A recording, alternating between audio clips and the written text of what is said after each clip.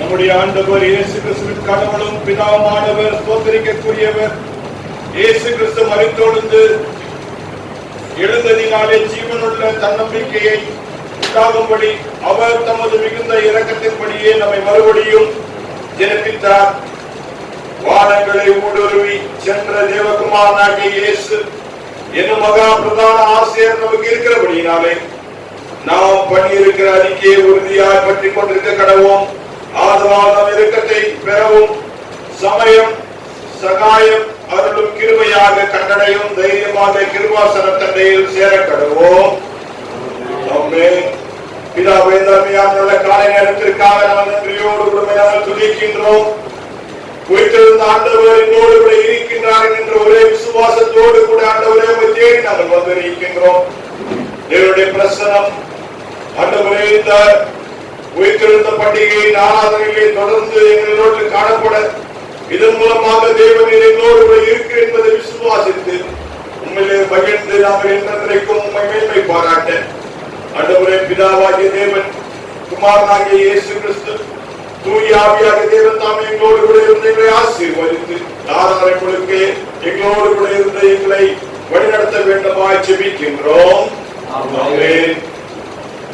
நாம் அனைவரும் எழுந்திருந்து ஆராதனைக்கு ஆர்வமாக பரிசுத்த பாமாலை 326வது பாமாலையை சேர்ந்து பாடுவோம்.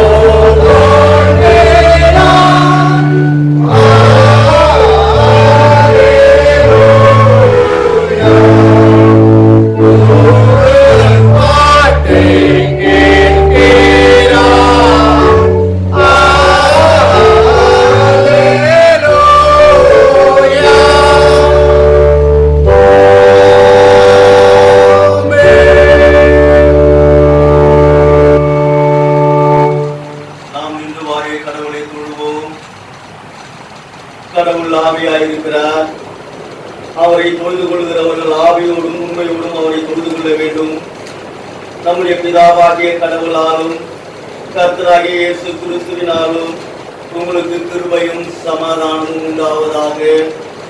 இது கர்த்தர் உண்டு பண்ணினால் இதிலே களி கூர்ந்து மகிழ கடவோம்.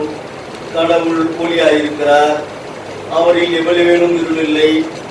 அவர் ஒளியாய் இருக்கிறது போல நாமும் ஒளியிலே நடந்தால் ஒருவரோடு ஒருவர் ஐக்கியப்பட்டிருப்போம். அவருடைய குமாரனாகிய இயேசு கிறிஸ்துவின் ரத்தம் சகல பாவங்களின் நீக்கி நம்மை சுத்திகரிக்கும். நம்முடைய ஆண்டவர் இயேசு கிறிஸ்துவின் கடவுளும் பிதாவுமானவர் சோதரிக்கப்பட்டவர்.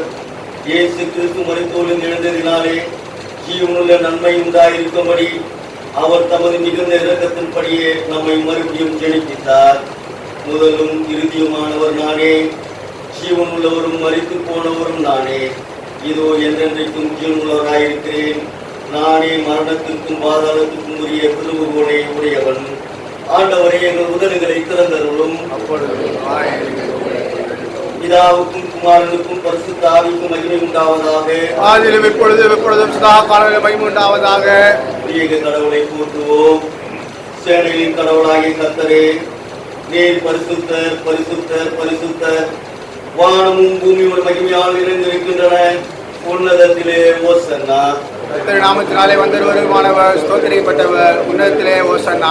கடவுளே நீர் பரிசுத்தர். கடவுளே நீ பரிசுத்தர். சர்வ வல்லவரே நீர் பரிசுத்தர். சர்வவல்லவரே நீ பரிசுத்தர். சாவாமை உடையவரே நீர் பரிசுத்தர். சாவாமை உடையவரே நீ பரிசுத்தர். ஆண்டவரே, எங்களுக்காக சிறுவில் அறிவுண்ட எங்கள் மீட்பரை எங்கள் மேல் கிருபையாயிரும். ஆண்டவரே, எங்களுக்கு ஆசிரியர் அறிவும் எங்கள் மீட்பர் எங்கள் மேல் கிருபையாயிரும். பரிசுத்த ஆவியானவராகிய ஆண்டவரே, எங்கள் மேல் கிருபையாயிரும். பரிசுத்த ஆவியாகிய ஆண்டவரே, எங்கள் மேல் கிருபையாயிரும். ஆண்டவரின் ஜெபங்களையும் ஆராதனையும் ஏற்றுக்கொண்டு எங்கள் மேல் கிருபையாயிரும். ஆண்டவரே, எங்கள் மேல் மனதுருகி எங்கள் மேல் கிருபையாயிரும். எங்கள் தந்தையாம் கடவுளே, உமது வல்லமையாக ஞானத்தாலும் எல்லாவற்றையும் படைத்து உமது குமாரனை முன்னேற்றாக தன்னுடைய உலகத்தில் அன்புக்கும் தெரியங்களை போற்றுகின்றோம். குமாரனாம் கடவுளே, பாவத்தை தவிர்த்து எல்லாவற்றிலும் எங்கள் போல் மனிதனாகி எங்கள் பாவங்களுக்காக ஒப்புக்கொடுக்கப்பட்டு எங்கள் நீதிக்காக வீட்டெழுந்தவரே உம்மை போற்றுகின்றோம். பரிசுத்த ஆவியானவராகிய கடவுளே, எல்லா உண்மைக்குள்ளும் எங்களை வழிநடத்தி கடவுள் நன்றி எங்கள் நெஞ்சில் பொழிகிறவரே உம்மை போற்றுகின்றோம். இதா குமாரன் பரிசுத்தாயாகிய கடவுளே, உமக்கே எக்காலமும் எல்லா புகழும் மகிமையும் உண்டாவதாக. பாவரிக்கு எடுத்துக்கொள்வோம். நமக்கு பாவங்கள் இருந்தோமானால் நம்மை நாமே வஞ்சிப்பொருளாயிருப்போம். நமக்குள் உண்மை இல்லை. நமது பாவங்களை அறிக்கையிட்டால் பாவங்களை நமக்கு மன்னித்து எவ்வித அநீதியும் நீங்க நம்மை சுத்திகரிப்பதற்கு நம்ம தற்போது நீதியும் உள்ளவர். நான் எழுதி என் தகப்பனிடத்துக்கு போய், தகப்பனே, பலத்துக்கு விரோதமாக உங்கள் பார்வையிலும் பாவம் செய்தேன். இனி உங்கள் மகன் என்று சொல்லப்படுவதற்கு நான் பார்க்கிற நல்லன். உம்முடைய கூலிக்காரர்கள் ஒருவனாக என்னை வைத்துக் கொள்ளும் என்றேன். கடவுள் ராஜ்யம் சமீபத்திருக்கிறது. மனம் திரும்பி சுவிசேஷத்தில் நம்பிக்கை வையுங்கள். நமது பலவீனங்களுக்காக பரிதபிக்க முடியாத பிரதான ஆசாரியர் நமக்கு ராமன். எல்லா விதத்திலும் நம்மை போல் சோதிக்கப்பட்டும் பாவம் இல்லாத பிரதான ஆசாரியரே நமக்கு இருக்கிறார். நாம் முழங்கால் படியிட்டு அமைதியாக நம்மை நாமே சோதனை செய்வோம். சர்வ வல்லமை உள்ள கடவுளிடத்தில் நாம் நமது பாவங்களை தாழ்மையாய் அறிக்கை செய்வோம்.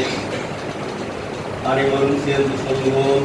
சர்வவல்லமையும் மிகுந்த இரக்கமுள்ள பிதாவே, தப்பி போன ஆடுகளைப் போல நாங்கள் வழியை விட்டு விலகி போனோம். எங்கள் இருதயத்து யோசனைகளுக்கும் விருப்பங்களுக்கும் மிகவும் விளைநின்றோம். முது பரிசுத்த கற்பனைக்கு விரோதமாய் குற்றம் செய்தோம். செய்யத்தக்கவை செய்யாமல் செய்யத்தகாததை செய்து வந்தோம். எங்களுக்கு சுகமே இல்லை. ஆனாலும் ஆண்டவரே, தேவரீர் எங்கள் ஆண்டவராகிய இயேசு கிறிஸ்து மூலமாய் மனிதருக்கு அருளி செய்த வாக்குத்தத்தின்படியே பிற்பாட்டி உள்ள குற்றவாளியாய் எங்களுக்கு இறங்கும். தப்பிது எங்களை அறிக்கையிட எங்கள் மேல் பொறுமையாயிரும். பாவத்திலும் துக்கப்படும் எங்கள் மேல் சீர்படுத்தும். மிகவும் இரக்கமுள்ள பிதாவே, உடைய பரிசுத்த நாமத்துக்கு மகிமையாகும்படி நாங்கள் இனி தேவ பக்தியும் நீதியும் தெரிந்துபுத்தர்களாய் நடந்து வர இயேசு கிறிஸ்துவின் எங்களுக்கு கிருபை செய்தருளோம். ஆமென். சர்வ வல்லமை மிகுந்த இரக்கமுள்ள ஆண்டவர் மன்னிப்பையும் பாவ நிவர்த்தியும் நமக்கு கட்டளையிட்டருளி வாழ்க்கையை சீர்படுத்துவதற்கான காலத்தையும் நமது பசுத்தாவின் கிருபையும் தேர்தலில் தந்தருள்வாராக. ஆமென். அமர்ந்து கொள்வோம். வேத பாடம் வாசிக்க கேட்போம்.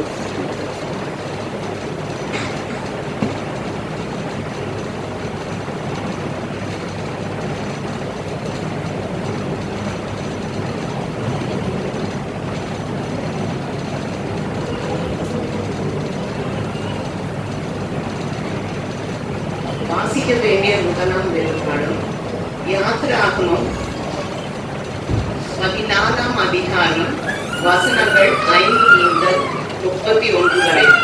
யாத்திராகமம் 14ஆம் அதிகாரம் வசனங்கள் 5 தொடங்கி ஜனங்கள் ஓடி போய்விட்டார்கள் என்று எகிப்தின் ராஜாவுக்கு அறிவிக்கப்பட்ட போது ஜனங்களுக்கு விரோதமாக பார்வோனும் அவன் ஊழியக்காரரும் மனம் வேறுபட்டு நமக்கு வேலை செய்யாதபடி நாம் இஸ்ரவேலரை போகவிட்டது என்ன காரியம் என்றார்கள். அவன் தன் ரதத்தை கூட்டி தன் ஜனங்களை கூட்டிக் கொண்டு பிரதானமான 600 ரதங்களையும் எகிப்தில் உள்ள மற்ற சகல ரதங்களையும் அவைகள் எல்லாவற்றுக்கும் அதிபதிகளாக வீரரையும் கூட்டிக் கொண்டு போனான். கர்த்தர் எகிப்தின் ராஜாவாகிய பார்வோனின் இருதயத்தை கடினப்படுத்தினார். அவன் இஸ்ரவேல் புத்திரரை பின்தொடர்ந்தான். இஸ்ரவேல் புத்திரர் பலத்த கையுடன் புறப்பட்டு போனார்கள். எகிப்தியர் பார்வோனுடைய சகல குதிரைகளோடும் ரதங்களோடும் அவனுடைய குதிரை வீரரோடும் சேனைகளோடும் அவர்களை பின்தொடர்ந்து போய் சமுத்திர தண்டையிலே பாகால் செபோனுக்கு எதிரே இருக்கிற ஈரோ பள்ளத்தாக்கின் முன்னடியிலே பானை இறங்கி இருக்கிற அவர்களை கிட்டினார்கள். பார்வோன் சமீபத்து வருகிற போது இஸ்ரவேல் புத்திரர் தங்கள் கண்களை ஏறெடுத்து பார்த்து எகிப்தியர் தங்களுக்கு பின்னே வருகிறதை கண்டு மிகவும் பயந்தார்கள். அப்பொழுது இஸ்ரவேல் புத்திரர் கர்த்தரை நோக்கி கூப்பிட்டார்கள். அன்றியும் அவர்கள் மோசேயை நோக்கி, எகிப்திலே பிரேத குடிகள் இல்லை என்றால் வனாந்தரத்திலே சாகும்படிக்கு எங்களை கொண்டு வந்தீர். நீர் எங்களை எகிப்திலிருந்து புறப்பட பண்ணினதினால் எங்களுக்கு இப்படி செய்தது என்ன? நாங்கள் எகிப்திலே இருக்கும்போது நாங்கள் எகிப்திற்கு வேலை செய்ய எங்களை சும்மா விட்டுவிடும் என்று சொன்னோம் அல்லவா? நாங்கள் வனாந்தரத்திலே சாகிறதை பார்க்கிலும் எகிப்தியருக்கு வேலை செய்கிறது எங்களுக்கு நலமாயிருக்குமே என்றார்கள். அப்பொழுது மோசே ஜனங்களை நோக்கி, பயப்படாதிருங்கள், நீங்கள் நின்று கொண்டு இன்றைக்கு கர்த்தர் உங்களுக்கு செய்யும் ரட்சிப்பை பாருங்கள். இன்றைக்கு நீங்கள் காண்கிற எகிப்தியரை இனி என்றைக்கும் காண மாட்டீர்கள். கர்த்தர் உங்களுக்காக யுத்தம் பண்ணுவார், நீங்கள் சும்மா இருப்பீர்கள் என்றான். அப்பொழுது கர்த்தர் மோசேயை நோக்கி, நீ என்னிடத்தில் முறையிடுகிறது என்ன? புறப்பட்டு போங்கள் என்று இஸ்ரவேல் புத்திரருக்கு சொல்லு. நீ உன் கோலை நோங்கி உன் கையை சமுத்திரத்தின் மேல் நீக்கி சமுத்திரத்தை பிளந்து விடு. அப்பொழுது இஸ்ரவேல் புத்திரர் சமுத்திரத்தின் நடுவாக வெட்டாந்தரையிலே நடந்து போவார்கள். எகிப்தியர் உங்களை பின்தொடர்ந்து வரும்படி நான் அவர்கள் இருதயத்தை கடினப்படுத்தி பார்வோனாலும் அவன் ரதங்கள் குதிரை வீரர் முதலாகிய அவனுடைய எல்லா இராணுவத்தாலும் மகிமைப்படுவேன். இப்படி நான் பார்வோனாலும் அவன் ரதங்களாலும் அவன் குதிரை வீரராலும் மகிமைப்படும் போது நானே கர்த்தர் என்பதை எகிப்தியர் அறிவார்கள் என்றார். அப்பொழுது இஸ்ரவேலின் சேனைக்கு முன்னாக நடந்த தேவதூதனானவர் விலகி அவர்களுக்கு பின்னாக நடந்தார். அவர்களுக்கு முன் இருந்த மேக ஸ்தம்பமும் விலகி அவர்கள் பின்னே நின்றது. அது எகிப்தியரின் சேனையும் இஸ்ரவேலரின் சேனையும் ராம் முழுவதும் ஒன்றோடு ஒன்று சேராதபடிக்கு அவைகள் நடுவில் வந்தது. எகிப்தியருக்கு அது மேகமும் அந்தகாரமுமாய் இருந்தது. இஸ்ரவேலருக்கோ அது இரவை வெளிச்சமாக்கிற்று. மோசே தன் கையை சமுத்திரத்தின் மேல் நீக்கினான்.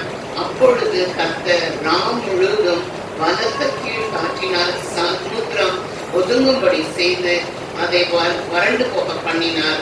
ஜலம் பிரிந்து போயிற்று. இஸ்ரவேல் புத்திரர் சமுத்திரத்தின் நடுவாக வெட்டாந்தரையிலே நடந்து போனார்கள். அவர்கள் வலது புறத்திலும் அவர்கள் இடது புறத்திலும் ஜலம் அவர்களுக்கு மதிலாக நின்றது. அப்பொழுது எகிப்தியர் அவர்களை தொடர்ந்து பார்வோனுடைய சகல குதிரைகளோடும் ரதங்களோடும் குதிரை வீரர்களோடும் அவர்கள் பிறகாலே சமுத்திரத்தின் நடுவிலே பிரவேசித்தார்கள். கிழக்கு வெளுத்து வரும் ஜாமத்தில் கர்த்தர் அக்கினியும் மேகமான ஸ்தம்பத்திலிருந்து எகிப்தியரின் சேனையை பார்த்து அவர்கள் சேனையை கலங்கடித்து அவர்களுடைய ரதங்களிலிருந்து உருளைகள் தளரவும் அவர்கள் தங்கள் ரதங்களை வருத்தத்தோடு நடத்தவும் பண்ணினார். அப்பொழுது எகிப்தியர் இஸ்ரவேலரை விட்டு ஓடி போவோம், கர்த்தர் அவர்களுக்கு துணை நின்று எகிப்தியருக்கு விரோதமாய் யுத்தம் பண்ணுகிறார் என்றார்கள். கர்த்தர் மோசேயை நோக்கி, ஜலம் எகிப்தியர் மேலும் அவர்களுடைய ரதங்கள் மேலும் அவர்களுடைய குதிரை வீரர் மேலும் திரும்பும்படிக்கு உன் கையை சமுத்திரத்தின் மேல் நீட்டு என்றார். அப்பொழுது மோசே தன் கையை சமுத்திரத்தின் மேல் நீட்டினார். விடியற் காலத்திலே சமுத்திரம் பலமாய் திரும்பி வந்தது. எகிப்தியர் அதற்கு எதிராக ஓடும்போது கர்த்தர் அவர்களை கடலின் நடுவே கவிழ்த்து போட்டார். ஜலம் திரும்பி வந்து ரதங்களையும் குதிரை வீரரையும் அவர்கள் பின்னாக சமுத்திரத்தில் பிரவேசித்திருந்த பார்வோனுடைய இராணுவம் அனைத்தையும் மூடிக்கொண்டது. அவர்களில் ஒருவனாகிலும் தப்பவில்லை. இஸ்ரவேல் புத்திரரோ சமுத்திரத்தின் நடுவாக வெட்டாந்தரையின் வழியாய் நடந்து போனார்கள். அவர்கள் வலது புறத்திலும் அவர்கள் இடது புறத்திலும் ஜலம் அவர்களுக்கு மகிழாக நின்றது. இவ்விதமாய் கர்த்தர் அந்நாளிலே இஸ்ரவேலரை எகிப்தியரின் கைக்கு தப்புவித்து ரட்சித்தார். கடற்கரையிலே எகிப்தியர் செத்து கிடக்கிறதை இஸ்ரவேலர் கண்டார்கள். கர்த்தர் எகிப்தியரில் செய்த அந்த மகத்தான கிரியையை இஸ்ரவேலர் கண்டார்கள். அப்பொழுது ஜனங்கள் கர்த்தருக்கு பயந்து கர்த்தரிடத்திலும் அவருடைய ஊழியக்காரனாகிய மோசேயின் இடத்திலும் விசுவாசம் வைத்தார்கள் என்பதை பாட முடிந்தது. தேவனே உமக்கு மகிமை உண்டாவதாக.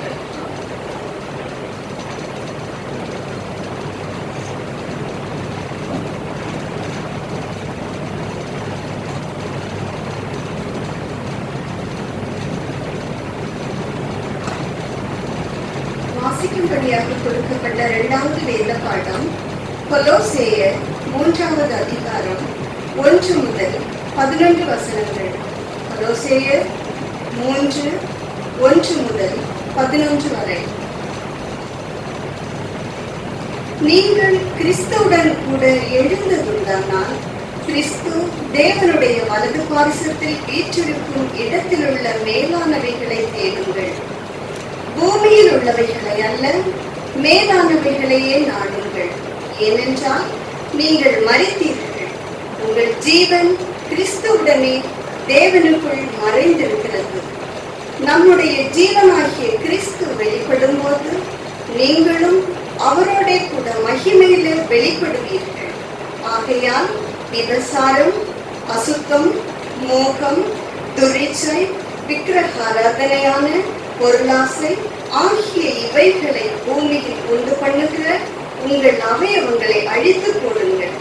இவைகளின் பொருட்டே கீழ்ப்படியாமையின் பிள்ளைகள் மேல் தேவ கோபாக்கினை வரும். நீங்களும் முற்காலத்தில் அவர்களுக்குள்ளே சஞ்சரித்த போது அவைகளை செய்து கொண்டு வந்தீர்கள். இப்பொழுதோ கோபமும் மூர்க்கமும் பொறாமையும் உங்கள் வாயில் பிறக்கலாகாத தூஷணமும் வம்பு வார்த்தைகளும் ஆகிய இவைகளை எல்லாம் விட்டுவிடுங்கள். ஒருவருக்கொருவர் பொய் சொல்லாதிருங்கள்.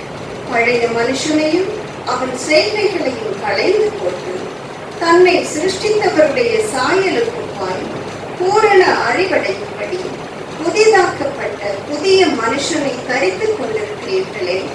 அதிலே கிரேக்கனென்றும் யூதனென்றும் இல்லை, விருத்த சேதனம் உள்ளவனென்றும் விருத்த சேதனம் இல்லாதவனென்றில்லை, புறஜாதியானென்றும் புற தேசத்தானென்றும் இல்லை, அடிமை என்றும் சுயாதீனன் என்றும் இல்லை.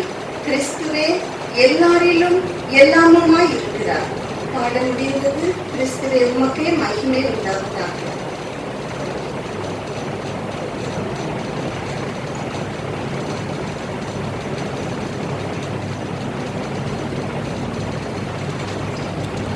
மாறி மாறி வாசிக்கும்படியாய் கொடுக்கப்பட்டுள்ள சங்கீதம் 118 14 தொடங்கி 29 முடிய.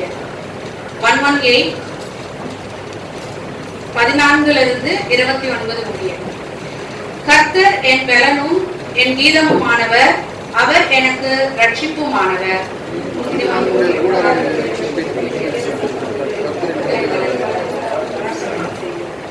கர்த்தரின் வலது கரம் உயர்ந்திருக்கிறது, கர்த்தரின் வலது கரம் பராக்கிரமம் செய்யும்.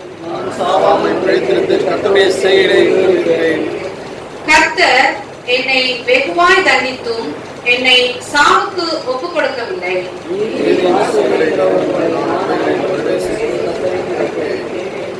கர்த்தரின் வாசல் இதுவே, நீதிமான்கள் இதற்குள் பிரவேசிப்பார்கள். நீர் எனக்கு செவி கொடுத்து எனக்கு ரட்சிக்கும்படி நான் உம்மை துதிப்பேன்.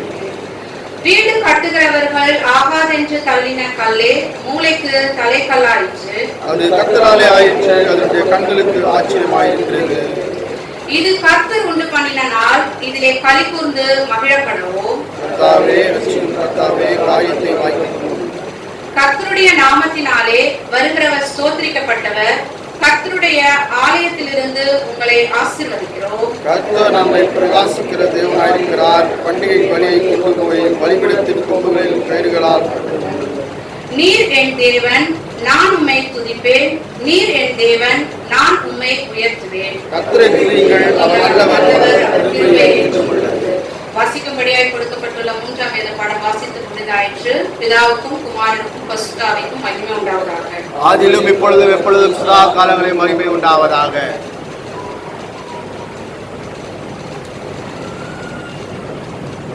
வாசிக்கும்படியாய் கொடுக்கப்பட்ட சுவிசேஷ பாடம் மத்தேயு எழுதின சுவிசேஷம் 28ஆம் அதிகாரம் வசனங்கள் 1 முதல் 10 முடிய. மத்தேயு 28ஆம் அதிகாரம் வசனங்கள் 1 முதல் 10 முடிய. ஓய்வு நாள் முடிந்து வாரத்தின் முதலாம் நாள் விடிந்து வருகையில் மகதலேனா மரியாளும் மற்ற மரியாளும் கல்லறையை பார்க்க வந்தார்கள். அப்பொழுது பூமி மிகவும் அதிரும்படி கர்த்தருடைய தூதன் வானத்திலிருந்து இறங்கி வந்து வாசலில் இருந்த கல்லை புரட்டி தள்ளி அதன் மேல் உட்கார்ந்தான். அவனுடைய ரூபம் மின்னல் போலவும் அவனுடைய வஸ்திரம் உறைந்த மழையை போல வெண்மையாகவும் இருந்தது. காவலாளர் அவனுக்கு பயந்ததினால் திடுக்கிட்டு செத்தவர்கள் போலானார்கள். தூதன் அந்த ஸ்திரீகளை நோக்கி, நீங்கள் பயப்படாதிருங்கள், சிலுவையில் அறையப்பட்ட இயேசுவை தேடுகிறீர்கள் என்று அறிவேன். அவர் இங்கே இல்லை, தாம் சொன்னபடியே உயிர்த்தெழுந்தார். கர்த்தரை வைத்த இடத்தை வந்து பாருங்கள். சீக்கிரமாய் போய் அவர் மரித்தோரிலிருந்து எழுந்தார் என்று அவருடைய சீஷர்களுக்கு சொல்லுங்கள். அவர் உங்களுக்கு முன்னே கலிலேயாவுக்கு போகிறார், அங்கே அவரை காண்பீர்கள். இதோ உங்களுக்கு சொன்னேன் என்றான். அவர்கள் பயத்தோடும் மகா சந்தோஷத்தோடும் கல்லறையை விட்டு சீக்கிரமாய் புறப்பட்டு அவருடைய சீஷர்களுக்கு அறிவிக்க ஓடினார்கள். அவர்கள் அவருடைய சீஷர்களுக்கு அறிவிக்க போகிற போது இயேசு தாமே அவர்களுக்கு எதிர்பட்டு வாழ்க என்றார். அவர்கள் கிட்ட வந்து அவர் பாதத்தை தழுவி அவரை பணிந்து கொண்டார்கள். அப்பொழுது இயேசு அவர்களை நோக்கி, பயப்படாதிருங்கள், நீங்கள் போய் என் சகோதரர் கலிலேயாவுக்கு போகும்படி அவர்களுக்கு சொல்லுங்கள், அங்கே அவர்கள் என்னை காண்பார்கள் என்றார். வாசிக்கும்படியாய் கொடுக்கப்பட்ட சுவிசேஷ வேத பாடம் வாசித்து முடிந்தது. கிறிஸ்துவுக்கே மகிமை உண்டாவதாக.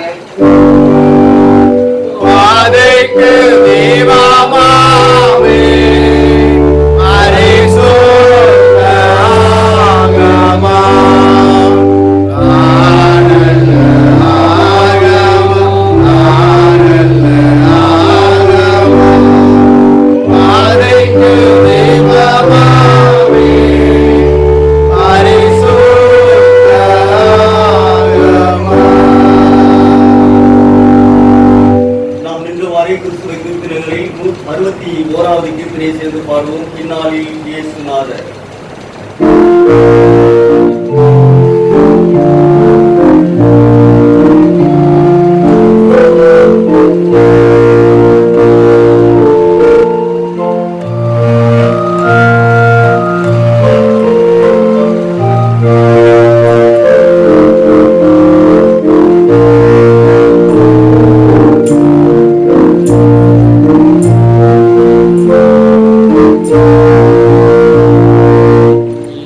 No.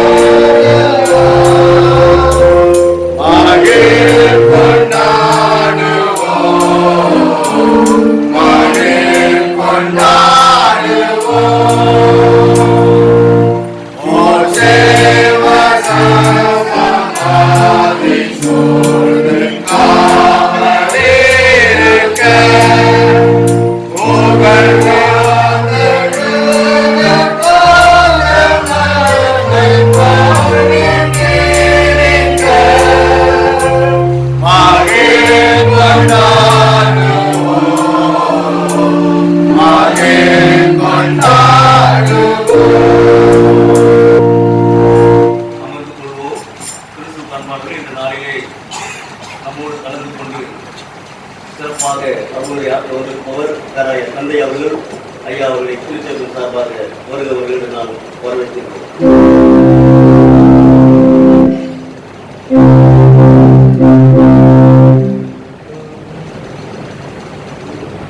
பிதா குமார் தூய ஆவியின் பெயரால் உம்மை நாங்கள் துதிக்கின்றோம், உம்மை நாங்கள் வாழ்த்துகின்றோம். நீர் உயிர்த்தெழுந்த நாளை நாங்கள் கொண்டாட வந்திருக்கின்றோம், நினைவு கூட வந்திருக்கின்றோம். உயிர்த்தெழுந்தவர் எங்களோடு கூட இருக்கிறார் என்பதை விசுவாசித்து இந்த காலை நேரத்திலே உம்மை பணிந்து கொள்ள, உம்மை ஆராதிக்க நாங்கள் வந்திருக்கிறபடியினாலே எங்களை இந்த நல்ல நாளிலும் உம்முடைய வார்த்தைகளினாலே எங்களை ஆசீர்வதித்து அனுப்ப வேண்டுமா ஜெபிக்கின்றோம். இயேசு கிறிஸ்துவின் நாமத்தில் ஜெபிக்கின்றோம் எங்கள் நல்ல பிதாவே, ஆமென்.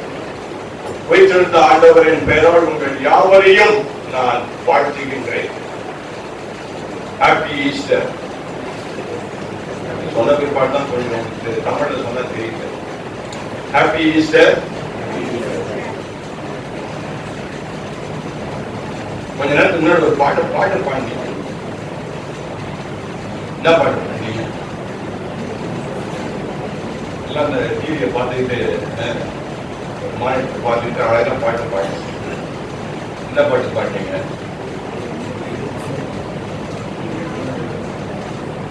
உங்களுக்கே தெரியலப்பா. உங்க மேல குறை கிடையாது. காலையில் இந்த மாதிரி 5 மணிக்கு ஆராதனை வச்சா எப்படி? நாங்க தூங்குற நேரத்துல எங்களை எழுப்பி வந்து உட்காரலான்னு சொல்லி உட்கார வச்சா, ஒரு 10 மணிக்கு வச்சா நாங்க மெதுவா தூங்கி எழுந்து வந்து அழகா பாட்டு படிப்போம். அது எங்களுக்கு சுலபமான காரியம். எங்களுக்கு எழுப்பி கொண்டு வந்து உட்கார வச்சு எங்களை பாட்டு படிக்கன்னு சொன்னா நாங்க என்ன பாட்டு படிச்சா எங்களுக்கு தெரியும். எடுத்துக்கொள்வோம். மத்திய எழுதின சுவிசேஷம் 28ஆம் அதிகாரம் 1ஆம் வசனத்தை சத்தமாக யாராவது ஒருவர் வாசிக்கப்படி அன்புடன் கேட்டுக்கொள்கிறேன். வாரத்தின் 1ஆம் நாள் விடிந்து வருகையில் மகதலேனா மரியாளும் மற்ற மரியாளும் கல்லறையை பார்க்க வந்தார்கள். எதை பார்க்க வந்தார்கள்? எதை பார்க்க வந்தார்கள்?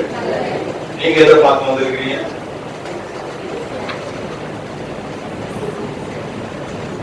தவறுகள் வாசிக்கப்பட்ட வேதாகமத்தின்படி நீங்கள் நடந்து கொண்டீர்கள், அவ்வளவுதான்.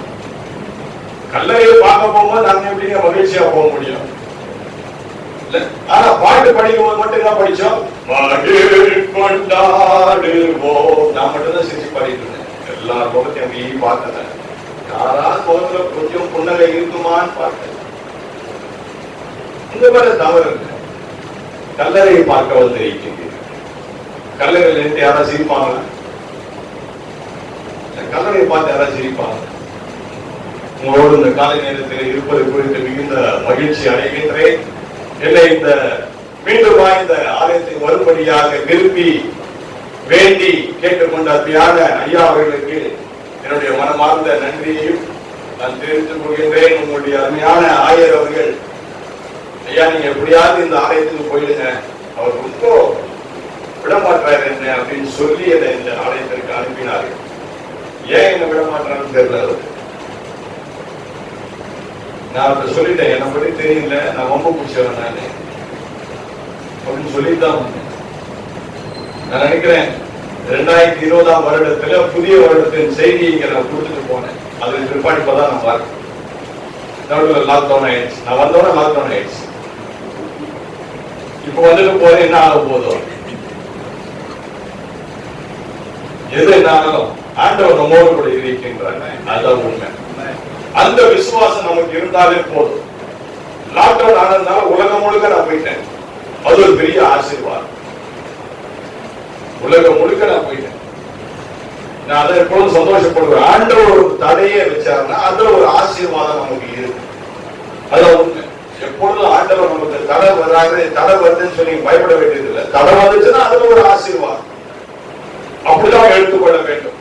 தடை வந்தபடினால 3 மாசம் உலகம் முழுக்க ஒரு அருமையான தொலைக்காட்சியில உலகம் முழுக்க போயிட்டேங்க. அது எனக்கு பெரிய ஒரு ஆசீர்வாதம். அது இங்க மட்டும் வந்து பேசிட்டு இருக்கிறேன். ஆக ஆண்டவர் நமக்கு செய்கின்ற ஒவ்வொரு காரியத்திலும் நாம் மகிழ் கொண்டாடக்கூடிய ஒரு மக்களாக நாம் இருக்க வேண்டும். மகிழ்ச்சியோடு கூட இருக்க வேண்டியவர்களாக நாம் இருக்க வேண்டும். நம்ம பக்கத்துல நம்ம பார்த்து கை கொடுத்து, பரவாயில்ல கொரோனாலாம் ஒன்றும் செய்யாது, தைரியமா நீங்க ஆலயத்தில் இருக்கிறீங்க, பக்கத்துல கை கொடுத்து நான் மகிழ்ச்சியா இருக்கிறேன்னு கொஞ்சம் சொல்லுங்க. அப்படியாவது கொஞ்சம் சிரிக்கிறீங்களா நான் பாக்குறேன். மகிழ்ச்சியா இருக்கிறேன்னு சொல்லுங்க. நீங்க ஆண்டவர் உயிரோடு கூட எழுந்துட்டார். ஹாப்பி ஈஸ்டர் அப்படின்னா மகிழ்ச்சியா நான் இருக்கிறேன், ஆண்டவர் உயிரோடு கூட இருக்கிறார். இதுதான் பெரிய ஆசீர்வாதம். இவர்கள் கல்லறையை தேடி ஓடினார்கள், கல்லறையை பார்க்க ஓடினார்கள். இன்று நாம் யாரை பார்க்க ஓடிக்கொண்டிருக்கின்றோம், எதை பார்க்க ஓடிக்கொண்டிருக்கின்றோம், இதைதான் நாம் தியானிக்க போகின்றோம். நம்முடைய வாழ்க்கையில அனுதின வாழ்க்கையில நாம் ஓடிக்கொண்டிருக்கின்றோம், பிரயாசப்பட்டு பல காரியங்களை செய்து கொண்டிருக்கின்றோம். எதற்காக செய்கின்றோம், ஏன் செய்கின்றோம், எதற்காக ஓடுகின்றோம் என்ற நிலை தெரியாமல் ஓடிக்கொண்டிருக்கின்றோம். இதுதான் உண்மை. உங்களை பார்த்து நான் கேட்கிறேன், ஏங்க வேலைக்கு போறீங்க? வேலைக்கு போறேங்க. எதுக்கு போறீங்கன்னா நான் கேட்டேங்க. போவேண்டா நான் சொல்லலையே. இப்போ பிள்ளைகளை பார்த்து ஏன்ப்பா ஸ்கூலுக்கு போறேன், என்ன கேட்டீங்க? ஸ்கூலுக்கு போறதில்ல, ஸ்கூலுக்கு போகாம எப்படி வீட்டுல இருக்கிறது? படிக்கணும்ல, என்ன படிச்சு என்னப்பா பண்ண போறேன்? நான் பெரிய ஆளாக என்ன பெரிய ஆளாக போறேன், பெரிய இன்ஜினியர் ஆக போறேன். இப்போ எல்லாருமே இன்ஜினியர் ஆகிட்டாங்க. ஏகப்பட்ட இன்ஜினியர்ஸ், ஏகப்பட்ட டாக்டர்ஸ். அதனால டாக்டர் படிச்சவங்க என்ன பண்ண தேவை, ஏதாவது ஒரு நோய் இருக்குடா உனக்குன்னு சொல்லி நம்மளை போட்டு பையன்காரன் ஆக்கி என்ன படிச்சுட்டாங்க. அவன் பாவம் என்ன செய்யும், அவங்கள தவறு கிடையாது. அவன் டாக்டருக்கு படிச்சுட்டா அவன் வேண்டிய வேலையை அவன் செய்யறான். ஒரு 2 வாரத்துக்கு முன்னாடி என்னுடைய சரீரத்தை பார்ப்பதற்காக பெங்களூர் பட்டணத்துக்கு போனது. எனக்கு கொஞ்சம் எனக்கு டாக்டர்ல மறுபடியும் கொஞ்சம் பிரச்சனை ஏற்பட்டது. அதனால பெங்களூர்ல தான் என்னுடைய டாக்டர். அதுக்கு முன்னாடி என்னுடைய அண்ணன் ஒருத்தர் இங்க அப்போலோ ஹாஸ்பிட்டல், அவரும் கார்டியக் ஸ்பெஷலிஸ்ட், அற்புதமான மருத்துவர்.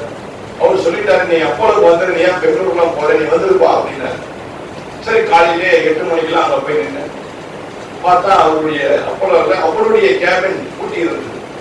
என்ன இவர் நம்மள வர சொல்லிட்டு கேபின் பூட்டி கிடக்குது அப்படின்னு சொல்லிட்டு போன் அடிச்சேன்.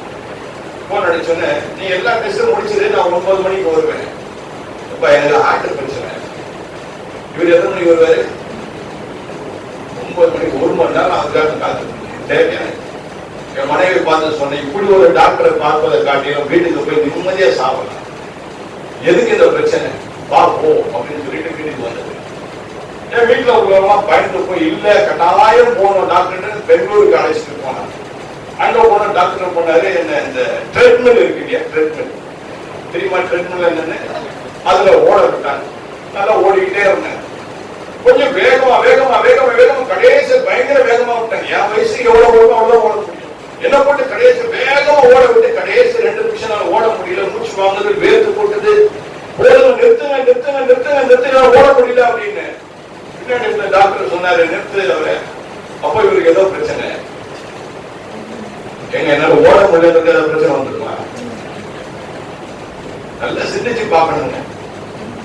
ஓடும், நம்மளால முடிந்தால்தான் ஓட முடியும். அது மீறி ஓடலாம்னு சொன்னா இந்த தப்பி ஓடுவான். அவங்க கூட நான் ஓட முடியுமா? அவங்க வயசுல அவன் ஓட முடியும். என் வயசுல எவ்வளவு ஓடுதோ அவ்வளவுதான் ஓட முடியும். இதுதான் எனக்கு ஹார்ட் பிரச்சனை சொல்ல முடியுமா? நான் ஓடுல உங்களுக்கு ரொம்ப வேர்த்து இருக்குது. ஓடினா வேர்க்காக என்ன பண்ணும், இங்கேயே வேர்க்குது. சிலர்லாம் வேர்த்து ஓடிட்டு இருக்குது. இப்ப பாக்குறேன் காணிகள் தான் இருக்கிறீங்க, வேர்க்குது. வேர்க்காம என்ன செய்யும், வேர்க்கதான் செய்யும்.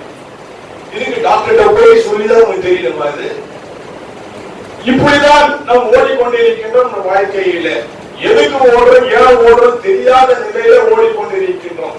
இந்த அற்புதமான பிள்ளைகள் என்ன செய்யறாங்க, மரியாளும், அப்புறம் மகதலேனா மரியாளும் மற்ற மரியாளும் கல்லறையை பார்க்க வந்தார்கள். எதை பார்க்க வந்தாங்க? கல்லறையை பார்க்க வந்தாங்க. இயேசு பார்க்க வரல. இயேசு உயிரோடு கூட எழுந்திருப்பார்ன்ற நினைவு அவர்களுக்கு வரல. அவர்களுடைய என்னன்னா, இயேசு வைத்த இடத்துல இயேசு இருக்கிறாரான்னு பார்க்க வர்றாங்க. அவர் ஏற்கனவே சொல்லிட்டாரு, 3ஆம் நாள் உயிரோடு கூட நான் எழுந்திருப்பேன்.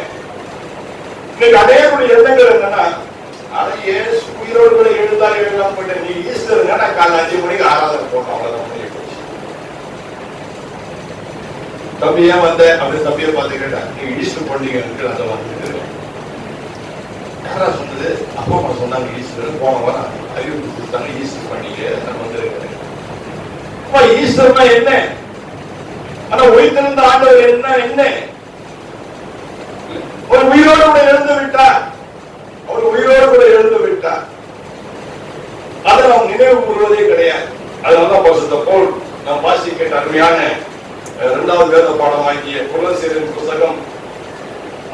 அதிகாரத்துல அழகா பவுல் சொல்றாரு.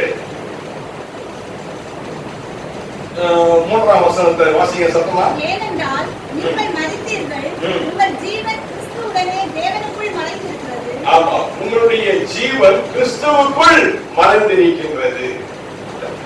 நம்ம கிறிஸ்துவோடு கூட இருந்தா நம்முடைய ஜீவன் யாருக்குள் மறைந்திருக்கிறதா? கிறிஸ்துவுக்குள் மறைந்திருக்கிறது. அதுதான் முக்கியமான காரியம். நான் சொன்னேன்ல, நான் பெங்களூரு பட்டணத்துக்கு போனேன், டாக்டரை பார்த்தேன். அவர் ட்ரிப்பில் நான் சரியா ஓடணும்னா எனக்கு அடுத்த பிளாக் வந்துருச்சு. அதனால உங்களுக்கு பிளாக்கு உங்களுக்கு உடனே ஆபரேஷன் பண்ணணும். உடனே என்னுடைய மனைவி, என் மகள், என் மருமகன், வாங்க வாங்க வாங்க, உங்களை ஒழுங்கு ஹாஸ்பிட்டல் சேர்த்தா நீங்க அடங்கி இருப்பீங்களா? ஓடிக்கிட்டே தான் இருப்பீங்க. நான் ஓடுறது அவங்களுக்கு பிடிக்கல. எப்படி இருக்கு? சின்ன பிள்ளையில குழந்தை பிறந்தவொன்னா அது எப்போ ஓடும், எப்போ தவழும், எப்போ நடக்கும்னு எல்லாம் ஆசைப்படுவாங்க. ஆனா இந்த பெரிய பிள்ளை ஓடுறது வீட்டுல இருக்கணும்னு பிடிக்கல. ஏன் ஓடுற? உங்களை தூக்கி ஆபரேஷன் தியேட்டர்ல போட்டு உங்களை படுக்க வச்சுட்டா ரொம்ப சந்தோஷம் அவங்களுக்கு. அப்ப அந்த டாக்டர் பார்த்து நான் சொன்னேன், இந்தந்த டெஸ்ட்லாம் எடுங்க, எனக்கு ஒண்ணும் கிடையாது. நான் இவங்களை பார்த்து சொன்னேன், ட்ரீட்மெண்ட்ல இருந்தாலும் ஓட விடுறாங்க, இந்த பைத்தியக்காரத்தனமா இருக்குது, என்ன ஓட முடியுதோ ஓட முடியும். அவங்களுக்கு பைத்தியக்காரன் டாக்டர் ஏதோ படிச்சுட்டு வந்தாங்க, ஏதோ ஓடலாம் அப்படின்னு எல்லா டெஸ்டும் பண்ணாங்க. கடைசியில் ஒண்ணுமே இல்லைன்ட்டாங்க. ஏன்னா எனக்குள்ள ஒரு விசுவாசம் என்னன்னா, யாருக்குள்ள நான் மறைந்திருக்கின்றேன்? நான் கிறிஸ்துவுக்குள் மறைந்திருக்கின்றேன் என்கின்ற உணர்வு, என்கின்ற ஒரு நம்பிக்கை, என்கின்ற விசுவாசம். அவ்வளவுதான். டாக்டர் சொல்லி அனுப்புறாரு, ஒண்ணும் இல்ல, பிளட் டெஸ்ட் படி எல்லாம் நார்மலா இருக்குது. ஆனா இவர் அதிகமா பேசக்கூடாதீங்க, சத்தமா பேசக்கூடாது அப்படின்னா இன்னைக்கு நான் வந்துருக்க முடியாது. அப்படின்னா இந்த முடிச்சுட்டு அடுத்து இன்னொரு ஆராதனைக்கு வேற போக சொல்றாரு. அங்கேயே போக கூடாது, ரொம்ப கார் ஓட்டக்கூடாது. இங்க வேற சும்மா ஒரு 10 கிலோமீட்டர் ஓட்ட தப்பு கிடையாது. இதெல்லாம் உலக ரீதியான காரியங்கள், உலக பிரகாரமான காரியங்கள். ஆகவேதான் போல் அடுத்தது அவர் சொல்றாரு, அழகா வாசிங்க, 2ஆம் வசனத்தை வாசிங்க. பூமியில் உள்ளவைகளை அல்ல, மேலானவைகளையே நாடுங்கள். பூமியில் உள்ளவைகள் அல்ல, மேலானவைகளை நாடுங்கள். மத்தேயு நாம் பார்க்கின்றோம், அவர்கள் கல்லறையை பார்க்க வந்தார்கள், பூமியில் உள்ள காரியங்களை பார்க்க வந்தார்கள். போல் நமக்கு சொல்லிக் கொடுக்கின்ற காரியம் என்ன? மேலானவைகளை நாடுங்கள். இன்றைக்கு நம்ம ஆலயத்தில் வந்திருக்கிறோம் என்றால் நம்முடைய எண்ணம் என்ன? மேலானவை எனக்கு கிடைக்க வேண்டும், மேலான ஆசீர்வாதத்திற்குள்ள நான் கடந்து செல்ல வேண்டும். பூமியில் உள்ளவைகளை அல்ல, பூமிக்குரிய காரியங்களை தேடி நான் வரவில்லை, நாம் மேலான வைகளினாலே ஆசீர்வதிக்கப்பட வேண்டும் என்கின்ற எண்ணம், உணர்வு நமக்கு இருந்து நாம் இங்கு வந்திருந்தால் நிச்சயமாக அப்பேற்பட்ட ஆசீர்வாதத்தை பெற்றுக் கொண்டுதான் நாம் வெளியே செல்லுவோம். எனக்கு ஒரு மீட்டிங்ல இருந்தாங்க. அந்த மீட்டிங்ல வந்து கிறிஸ்தவர்கள் குறைந்து கிறிஸ்தவர்கள் அல்லாதவர்கள் அதிகமானோர் அந்த மீட்டிங் வந்திருந்தாங்க. இப்ப நான் பேசி முடிச்சு நான் கீழே இறங்கி வந்தோடனே, என்ன அருமையான ஒரு பாசிட்டிவ் எனர்ஜி, என்ன அருமையான ஒரு செய்தியை கொடுத்தீங்க, என்ன அருமையான ஒரு அனுபவமான சாட்சியை சொன்னீங்கன்னு சொல்லி கிறிஸ்தவர்கள் அல்லாதவர்கள் சொன்னார்கள். ஆனா கிறிஸ்தவர்கள் என்ன சொன்னாங்கன்னா, இப்படிலாம் நீங்க பேசிக்க கூடாது ஐயா, 1000 தான் இருந்தாங்க. யார் சொன்னது?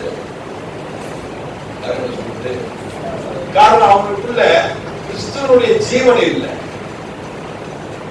கிறிஸ்தவர்கள் தான், அந்த கிறிஸ்தவனுடைய ஜீவன் அல்ல. கிறிஸ்துவனுடைய ஜீவன் நமக்குள் மறைந்திருக்க வேண்டும். கிறிஸ்து நமக்குள் இருக்கின்றார் என்ற உணர்வு நமக்குள் இருக்க வேண்டும். அப்பொழுது எல்லா இடங்களிலும் நாம் பூமிக்குரியவைகளை நாடாமல் மேலானவைகளை நாடுவோம். நாம் பூமிக்குரியவைகளை தேடாமல் மேலானவைகளை நாடுவோம். மேலான தேவனுடைய ஆசீர்வாதம் நம்மை சுற்றி இருக்கின்றது. நாம் அவைகளை மட்டும்தான் நாம் நாடுவோம். பாருங்க, அங்க அவங்க தேடி போறாங்க கல்லறைக்கு. அங்க இருந்தது யார் தான்? யார் தான் அங்க இருந்தது? பேசுங்க, என்ன பாக்குறீங்க? அங்க யார் தான் இருந்தது? தேவதூதன் இருக்கின்றான். தேவதூதன் இருக்கின்றான். தேவதூதனை பாக்குறாங்க. இவங்க யாரை தேடி போனாங்க? யாரை தேடி போனாங்க? இயேசுவை தேடி போனாங்க. இருந்தது யாரு? தேவதூதன். அட என்னப்பா, நான் உங்க அம்மாவை பார்க்கலாம் வந்தா கடைசியில உங்க அம்மாவை காணல, நீ மட்டும் இருக்கிறியே. சில வீட்டுக்கு நம்ம போனா நம்ம சொல்றோம்ல, உங்க அம்மாவை காண வந்தா கடைசி நீதா இருக்கிற, அம்மா இல்லையா அப்படின்னு நம்ம கேட்டுக்கிறோம். அப்ப நமக்குள்ள ஒரு சுருதி இறங்கிறோம். நம்ம தேடி போன ஆள் அது இல்லைன்னா நம்ம சுருங்கி கொஞ்சம் இறங்கணும்.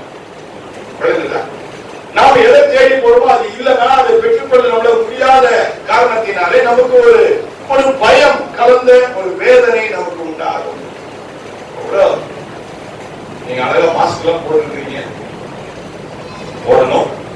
இது அரசாங்க சட்டமும் கூட நல்லது. எதுக்கு மாஸ்க் போட்டீங்க? எதுக்கு மாஸ்க் போட்டீங்க? மாஸ்க் போட்டா கொரோனா வராதா? ரொம்ப சந்தோஷம் அப்படின்னு உங்களுடைய நம்பிக்கை.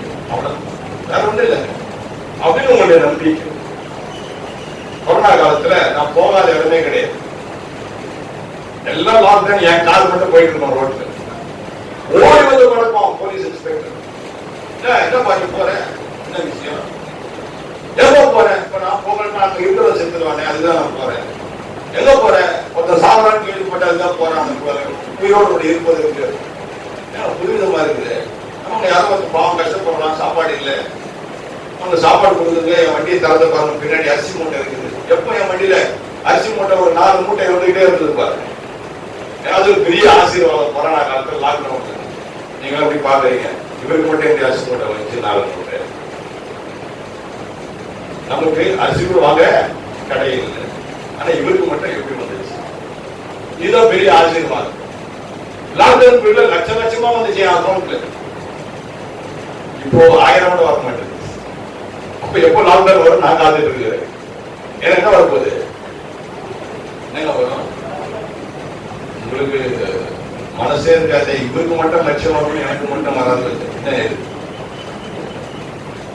ஐயா, நம்முடைய வாழ்க்கையில எல்லாம் அலுவாடு தானா நடக்கும். நாம பயப்பட வேண்டிய அவசியமே கிடையாது. எப்போது கிறிஸ்துவனுடைய ஜீவன் நமக்குள் இருக்கும் பொழுது அதான் முக்கியம். இயேசுவானவர் உயிர்த்தெழுந்து விட்டார், அவர் நமக்குள்ள இருக்கின்ற உணர்வு, விசுவாசம், நம்பிக்கை நமக்குள் இருக்குமானால் நாம் பயப்பட வேண்டிய அவசியமே கிடையாது. உண்மையா சொல்றேன், இப்ப வரைக்கும் மாஸ்க் எங்கேயுமே போடல. ஒரே ஒரு இடத்துல ஏர்போர்ட்ல போகும்போது மாஸ்க் போடுங்க அப்படின்னு. சரி நான் போடுறேன் அப்படின்னு போடுங்க. அப்புறம் பிளைட் உள்ள விடுவேன். அது முன்னாடி போறாரு, அவங்க போடவே இல்லை பாருங்க. அவரை ஏன் முக்கிங்க? அவரை நிறுத்துங்க, அவரை பிறகு நான் போட்டு நானும் உள்ள போறேன். அவர் போயிட்டாருங்க. அப்ப நானும் போயிட்டு நினைச்சுக்கிடுங்க நான் போறேன். இப்படி பண்றீங்களே, ஏன்னா உள்ள போனதை விட்டீங்க, என்ன கேட்டு எழுதுறீங்க? நான் மாஸ்க் போடாம மாஸ்க் போடாம போறாரு, அவர்கிட்ட ஏதாவது தொட்டுற கூடாது எனக்கு. அவர் முதல்ல பிளைட் விட்டு வெளியா இருக்குங்க அப்படின்னு பம்பு புருஷன் போட்டு போப்பா அப்படின்னு. எதுக்கு இதை நான் சொல்றேன்னா, நமக்குள்ள ஒரு விசுவாசம் இருக்கணும். கிறிஸ்தவர்களுக்கு, கிறிஸ்துவை உடையவர்களுக்கு இயேசு உயிரோடு கூட இருக்கின்றார் என்கின்ற நம்பிக்கை உள்ளவர்கள் அதுக்காக உங்களை மாஸ்க் போட வேண்டாம் நான் சொல்லல. அரசாங்க சட்டப்படி நீங்க மாஸ்க் போடுங்க, இல்லைன்னா உங்களுக்கு 100 ரூபாய் ஃபைன், 200 ரூபாய் ஃபைன் பண்ணுவாங்க. அதுக்காக போட்டுதான் துணைக்கணும், வேற வழி கிடையாது. ஆனா நம்முடைய நம்பிக்கை எப்படி இருக்கணும்? விசுவாசம் எப்படி இருக்கணும்? எனக்கு ஒன்றும் வராது, என்னை ஆண்டவர் காத்துக் கொள்வார், நான் அவரை தேடி போயிருக்கிறேன், அவரை நாடி போறேன், அவர் மேலானவர், அவரை நான் தேடுகிறேன், ஒன்றும் ஆகாது என்கின்ற விசுவாசம் என்றைக்கு நமக்கு வருகின்றதோ அப்பொழுதுதான் நமக்கு ஆசீர்வாதம். ஆலயத்துக்கு வருவது நல்லது, ஆண்டவரை தேடி வருவது நல்லது. ஆனால் எதற்காக ஆண்டவரை தேடி வருகின்றோம் என்கின்ற எண்ணம் நமக்குள் இருக்க வேண்டும். அப்போதுதான் நம்முடைய காரியங்கள் நிறைவாகும். இங்க அவங்க தேடி போறாங்க, தேவதூதன் இருக்கிறான். தேவதூதன் சொல்றான், அவர் இங்கே இல்ல, அவர் உயிரோடு கூட எழுந்துட்டாரு அப்படின்னு சொன்ன கால நேரத்துல இவங்க என்ன பண்றா, அவருடைய சீஷர்களுக்கு அந்த 8ஆம் வசனத்தை வாசிங்க. மத்திய எழுதின சுவிசேஷம் 28ஆம் அதிகாரம் 8ஆம் வசனம் வாசிங்க.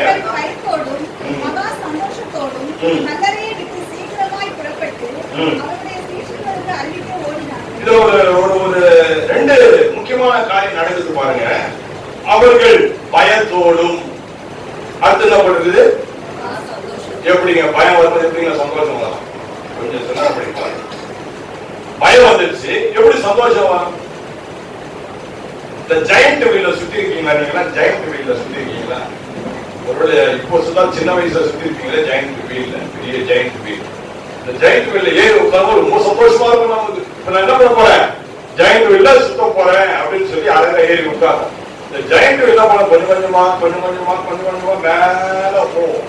மேல போயிட்டு அப்படி கீழே இறங்கும் போது ஐயோ எங்க விழுந்துட போறேன்ற பயம் நமக்கு வந்துடும். சந்தோஷம் கலந்த ஒரு பயம். அதுதான் அந்த அருமையான மக்களுக்கு ஏற்படுது. அது முதல்ல பயப்படுறாங்க, பயத்தோடு என்னாகுது, சந்தோஷமா அவர்களுக்கு வருகிறது. இந்த சந்தோஷம் எப்படி வரும்போது மகா சந்தோஷத்தோட அப்படின்னு போடுறது.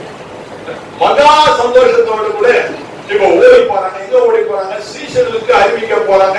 ஏன்னா கல்லறையில அவர் வைத்த இடத்துல அவருடைய சரீரம் இல்ல, அவர் உயிரோடு கூட எழுந்துட்டார் என்கின்ற தேவதூதர் சொன்ன வார்த்தையை விசுவாசித்து மகா சந்தோஷத்தோடு கூட ஓடினார்கள். எங்க ஓடினார்கள்? சீஷர்களுக்கு அறிவிப்பதற்காக ஓடினார்கள். இன்னைக்கு நீங்க எல்லாம் வந்திருக்கிறீங்க ஆலயத்துக்கு. ஆலயத்துக்கு வந்தவங்க முடிஞ்சு நீங்க என்ன பண்ண போறீங்க? வீட்டுக்கு போக போறீங்க. 5 மணிக்கு ஆராதனை. அதான் நீங்க காலை 4 மணிக்கெல்லாம் எழுந்து குளிச்சுட்டு 5 மணிக்கு ஷார்ப்பா வந்துட்டீங்க ஆலயத்துக்கு. எத்தனை பேர் வந்தீங்கன்னு உங்களுக்கு தான் தெரியும். 5 மணிக்கு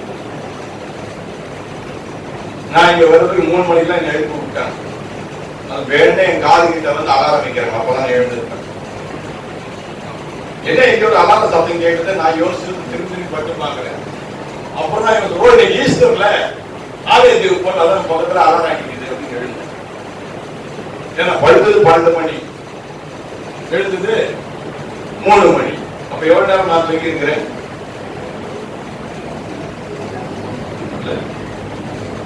வீட்டுக்கு வந்ததே 12 மணிக்கு தான். அதுல ஒரு 11 மணிக்கு ஒரு திட்டு விழுந்தது போன. என்ன நினைச்சிட்டு இருக்கிறீங்க? மணி 11 வீட்டுக்கு வரல நீங்க. உண்மைதான். அவங்களுக்கு இருக்கிற ஒரு அக்கறை என்னன்னா, காலையில ஆலயத்துக்கு எழுது போகணுமே, பிரசங்க பண்ணணுமே, இவரு டயர்ட் ஆகிடக்கூடாது, இவர் உடம்பு சரியில்லையே அப்படின்னு அவங்களுக்கு எண்ணம். ஆனா என்னுடைய எனக்குள்ள எண்ணம் என்ன? நான் மகா சந்தோஷத்தோடு கூட ஆண்டவர் உயிரோடு கூட எழுந்துட்டாரு நான் சொல்ல போறேன் என்கின்ற அந்த சந்தோஷம் என் பயத்தெல்லாம் தூக்கி போட்டு இன்னைக்கு ஆலயத்துக்கு வந்து நம்ம வந்திருக்கிறோம். வந்து என்ன பண்ண போறோம்? திரும்ப வீட்டுக்கு போக போறோம். வீட்டுக்கு போது மகா சந்தோஷத்தோடு கூட நீங்க போகணும். உங்களை பார்த்தா சந்தோஷமா இருக்கிற மாதிரியே எனக்கு தெரியும். ஒரு சிலர் மட்டும் கொஞ்சம் அப்படி சிரிக்கிறேன், கொஞ்சம் மகிழ்ச்சியா இருக்க முகத்தை பார்த்தா. சிலருக்கு வந்து எப்படி இருக்குன்னா எல்லாமே இருந்தாலும் பேசிட்டு இருக்காங்க, எப்ப முடியும் பார்த்து இருக்கிறேன். முடிச்சா வீட்டுக்கு போய் நிம்மதியா சாப்பிட்டு குடிக்கணும்.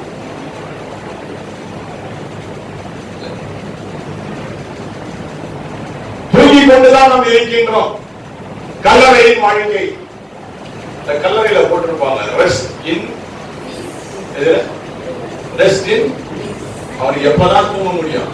கல்லறைக்கு போனாதான் பீஸ்ஃபுல்லா தூங்கலாம். அது வரைக்கும் பீஸ்லெஸ் தூக்கம் தான். எனக்கு ஒவ்வொருத்தரையும் கல்லறைக்கு போகும்போது ரொம்ப சந்தோஷமா இருக்கும். நிம்மதியா தூங்கலாம். நான் இவங்க எப்போ நமக்கு இந்த மாதிரி நிம்மதியான தூக்கம் வர போதோ அப்படி நான் நினைச்சுக்கிட்டு நல்லா உண்மையா நான் கேட்கிறேன். நீங்க பட்டு தூங்குறீங்க, பட்டு தூங்கும் போது உண்மையா நல்லா தூங்குறீங்களா? படுத்தோம்னா உங்களுக்கு பல எண்ணங்கள் வருது. அது என்ன நடக்கும் நாளைக்கு, இது என்ன நடக்கும், இன்னைக்கு இப்படி ஆயிடுச்சு, அது என்ன ஆக போகுது, இப்படி பீஸ்லெஸ் தூக்கம் தான் எல்லாருக்கும். அதுக்காக தான் ரெஸ்ட் இன் பீஸ் நான் வச்சிடறேன். போயிட்டு வாப்பா, அழகா ஒரு பெட்டியை போட்டு அதை மூடி நல்லா தட்டும். நல்லா ஆணி வச்சு பாடுறான், நல்லா ஆணி வச்சு போது அது முடிஞ்சு போச்சு. அதுக்கு ஆணி அடிச்சாங்க, ஆணி அடிக்காம போனாங்க. அடக்காரங்க போய் நம்ம நடத்துறோமா நம்ம பாப்போம். அதெல்லாம் எனக்கு ஒரு சிரிப்புதான் வரும். அவங்க முடிஞ்சு போச்சு. அவங்க மேல மூடி பார்த்தாச்சா, எல்லாரும் பாத்துக்கிறீங்களா? எல்லாம் பாத்துருங்க, நல்லா கடைசியா ஒருக்க பாத்துருங்க. பார்த்த உடனே ஆணி அடிப்பான், நல்லா அடிப்பான், ஆணி நல்லா அடி. எழுந்து வந்துருவாரு அவரு எங்க வர்றது? முடிஞ்சு போச்சு அவருக்கு. Rest in peace. இவங்க மகா சந்தோஷத்தோடு கூட ஓடுறாங்க. எங்க ஓடுறாங்க? சீஷர்கிட்ட போய் சொல்ல போறாங்க, ஆண்டவராகிய இயேசு கிறிஸ்து உயிரோடு கூட எழுந்துட்டாருங்க. இன்னைக்கு நீங்களும் உங்க வீட்டுக்கு போய் உங்க பக்கத்து வீட்டுக்கு சொல்லுங்க, இயேசுவோட எழுந்துட்டாரு, உயிரோடு கூட எழுந்துட்டாருன்னு சொல்லுங்க. சொல்வீங்களா? நான் எங்க சொல்றது பக்கத்து வீட்டுக்காரங்க நான் பேச மாட்டேன். சிலர் பக்கத்து வீட்டுக்காரங்க யாருன்னே தெரியாது. எங்க பக்கத்து வீட்டுல பிளாட்ஸ் இருக்கு, ஏற்கனவே ஒரு 10 குடும்பம் வாழ்றாங்க. நான் எங்க மனைவி என்ன பண்ணாங்க, ஒரு நாள் ராத்திரி நீங்க வரும்போது ஏதாவது வாங்கிட்டு வந்துருங்கப்பா, நைட்டு சாப்பிட்டு அப்படின்னு சொன்னாங்க. அப்போ ஒரு ரெஸ்டாரண்ட்டுக்கு போய் நான் நிக்கிறேன், ஆர்டர் கொடுக்கறதுக்காக நான் நிக்கிறேன். நிற்கும் போது ஒருத்தர் என் பக்கத்துல நின்னாங்க. ஒரு கணவனும் மனைவியும் பக்கத்துல நின்றாங்க. அவங்க பார்த்து எங்கேயோ பார்த்த மாதிரி இருக்குது அப்படின்னு அவங்க திரும்ப 2வது தடவை பார்த்தேன். பார்த்தா யாரு? பக்கத்து வீட்டுல பிளாட்ல இருக்கிறாங்களே அவங்க. திரும்ப 3வது தடவை பார்த்து சிரிச்சேன். அவங்க என்ன மேல எங்கேயும் பார்த்தாங்க. அவங்க மேல தவறு இல்லை. யார் அவங்க? பக்கத்து வீட்டுக்காரு. அவர்களுக்கே எனக்கு தெரியல, ஆனா எனக்கு அவங்களுக்கு தெரியுது. இன்னைக்கு என்னோட நிலைமை அப்படிதாங்க இருக்குது. பக்கத்து வீட்டுக்காரன் யாருன்னு நமக்கு தெரியல. நம்ம போய் அவங்களுக்கு சொல்லலையே, சொன்னாதான் நமக்கு தெரியும். திரும்ப திரும்ப நமக்குள்ளே தான் சொல்லிட்டே இருக்கிறோம். முடிஞ்ச உடனே happy Easter, uncle happy Easter, anti happy Easter மொத்தம் சொல்லிக்குவோம். என்ன பிரயோஜனங்க? என்ன பிரயோஜனம்? இந்த மரியாதை அந்த மரியாதை ஹாப்பி ஈஸ்டர் சொல்லல, இந்த மரியாதை அந்த மரியாதை வேகமா ஓடுறாங்க, சந்தோஷத்தோட ஓடுறாங்க. எதுக்கு ஓடுறாங்க? சீசனத்தை சொல்லுவதற்கு ஓடுறாங்க. சீசனத்தை சொல்வதற்காக ஓடுறாங்க. சரி, ஓடுற நேரத்துல என்ன ஆகுது பாருங்க. 9ஆம் வசனம் சத்தமா வாசிங்க. அவர்கள் அவருடைய சீடர்களுக்கு அறிவிக்க போகிற போது இயேசு தாமே அவர்களுக்கு எதிர்பட்டு வாழ்க என்றார். கேளுங்க போதும். யார் வாழ்க்கைன்னு சொன்னது? யார் வாழ்க்கை சொல்லணும்? போன வாரம் குறித்தோட போனீங்களா? ரொம்ப சந்தோஷம். இயேசு வந்து வாழ்க்கை சொன்னாரு, நீங்க வாழ்க்கை சொன்னீங்களா? நாங்க எங்க வாழ்க்கை சொன்னோம்? ஓசான தான் சொன்னோம்.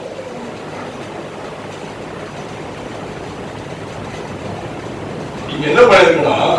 இயேசு பார்த்த உடனே இந்த மரியாதையும் 2 மரியாதை என்ன பண்ணிருக்கணும்? வாழ்க, நீ உயிரோடு கூட எழுதிட்டேன்னு சொல்லி வாழ்க்கைன்னு இவங்க சொல்லி இருக்கணும். நான் சொன்னது யாரு? இயேசுவானவர் சொன்னார் வாழ்க அப்படின்னு. நீங்க ஆண்டவர் உன்னை பார்த்து சொல்லுகின்ற வார்த்தை என்ன? வாழ்க. ஆனா நாம மற்றவங்க பார்த்து வாழ்க்கைன்னு சொல்லவே மாட்டோம். நாசமா இந்த பையன் ஏன் தான் இருக்கிறான்னு தெரியல.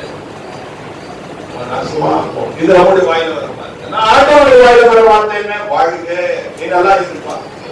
ஆண்டவர் நம்மை பார்த்து நீ நல்லா இருப்பா, நீ சந்தோஷமா இருப்பா. ஆண்டவர் நமக்கு நம்மை வாழ்த்துகின்ற ஆண்டவர், நாம் வாழ வேண்டும் என்று விரும்புகின்ற ஆண்டவர், நாம் மகிழ்ச்சியாக இருக்க வேண்டும் என்று விரும்புகின்ற ஆண்டவர் நம்முடைய ஆண்டவராகிய இயேசு கிறிஸ்து.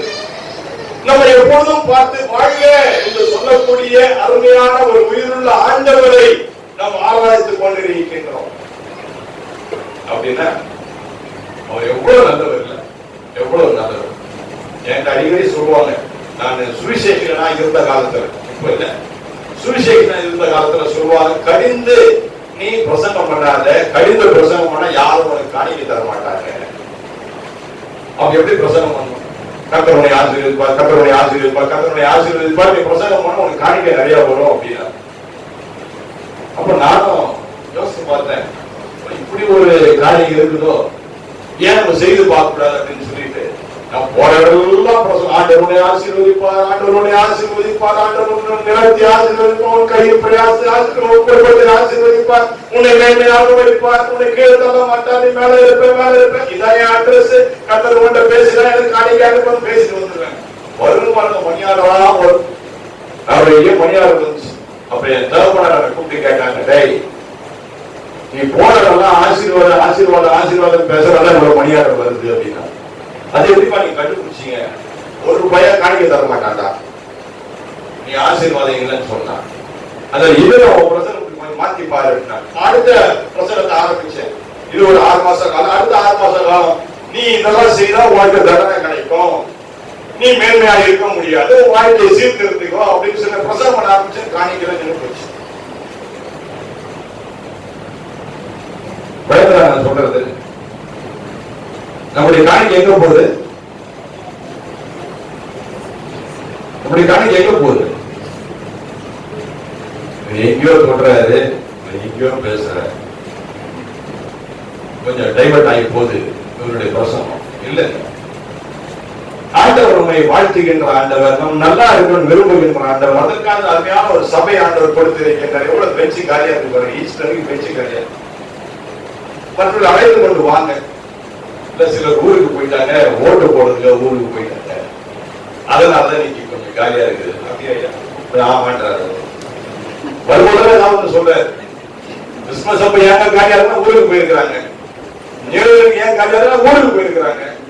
சரி, இன்னைக்கு ஈஸ்டர் ஃபுல்லா இருக்கும் இல்ல, தேர்தலுக்காக எலெக்ஷனுக்கு போயிட்டாங்க. எப்பதான் வருவாங்க அப்படின்னா உங்களுக்கு தான் வருமா என்ன கூப்பிடுங்க.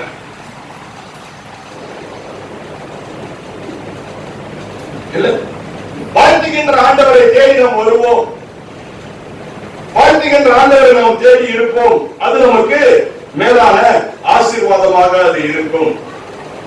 அடுத்தது நாம் பார்க்கின்றோம் 10ஆம் வசனத்தை வாசிங்க. அப்பொழுது இயேசு அவர்களை நோக்கி, பயப்படாதீர்கள், நீங்கள் போய் என் சகோதரர் கலிலேயாவுக்கு போகும்படி அவர்களுக்கு சொல்லுங்கள், அங்கே அவர்கள் என்னை காண்பார்கள் என்றார். பயப்படாதீர்கள், பயப்படாதீங்க. அதனால நீங்க பயப்பட வேண்டிய அவசியம் இல்ல. நான் உயிரோடு கூட இருந்துட்டு நீங்க பயப்படாதீங்க. நீங்க பயப்பட வேண்டிய அவசியமே கிடையாது. என்னுடைய பாலிய சிநேகிதர்களை நான் அழைத்திருந்தேன். என் ஸ்கூல்ல படிச்ச, என் கூட ஸ்கூல்ல படிச்சவன் ரயில்வே போலீஸ் கமிஷனர் ஆகி இப்போ ஏர்போர்ட்ல டைரக்டராக டெபுடேஷன்ல வந்திருக்கிறான்.